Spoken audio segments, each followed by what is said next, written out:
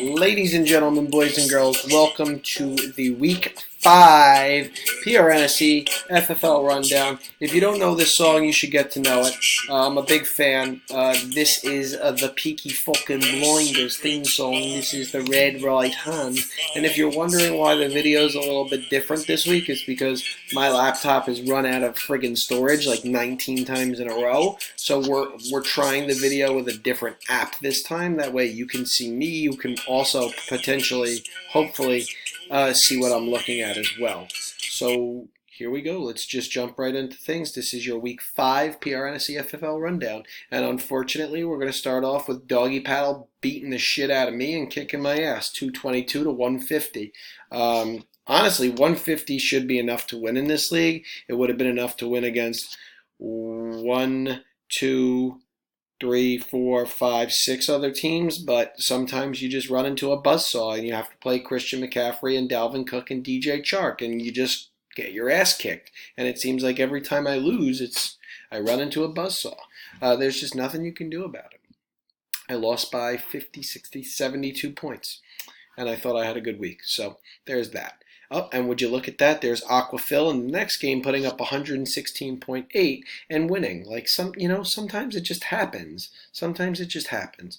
That's right. You heard it here. Oh my God, I can't even. It's hard to say. Aquafil 116.8, retired garbage man 97. I mean, the two of you, do something. Do anything. God. Retired garbage man drops to 2 and 3. Aquafil moves to 3 and 2.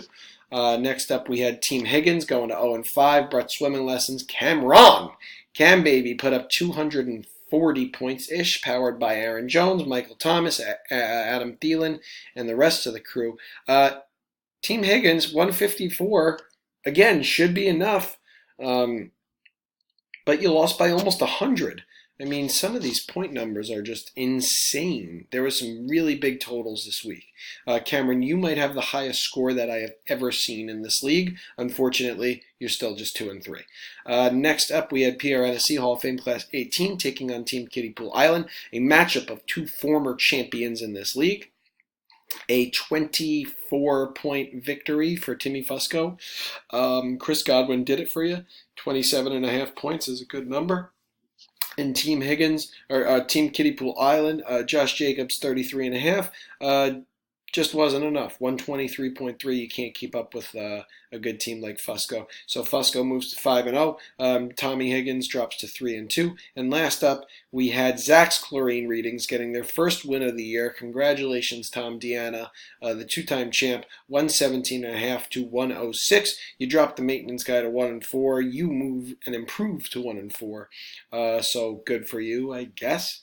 We're going to go to our standings very quickly. We'll do power rankings, and then we are going to hit your Week 6 matchups. So in the Big Rock Division, alone at 5 and 0 with a 2-game margin of victory here is Doggy Paddle. Next up would be yours truly, Quaker Oats, at 3 and 2.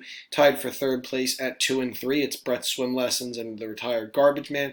And at the bottom of the Big Rock, it's Team Higgins at 0 and 5. In the Kiddie Pool Division, at 5 and 0, it's PRNSC Hall of Fame Class 18.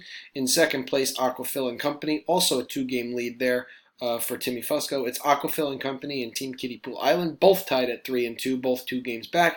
And at the bottom of the division, tied in last place, it's the maintenance guy and Zach's chlorine readings at 1 and 4.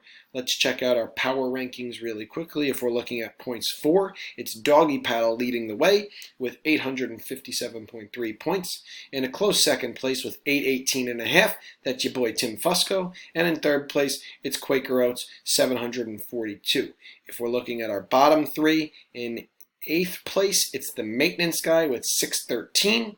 In 9th place, Team Higgins with 594.3 points. And in dead last, it's Zach's chlorine readings with 588.5 points.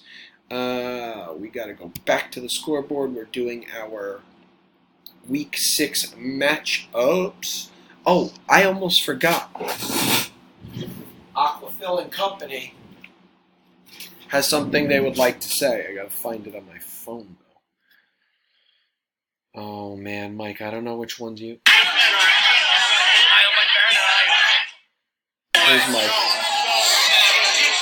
am Mike Barron, and I suck. He doesn't suck. It's this one. I am Mike Barron, and I fucking rule. That's right, Aquafil and Company. I saw Michael this weekend, and we recorded 2 videos, one in case he won, one in case he lost, and you just got them both.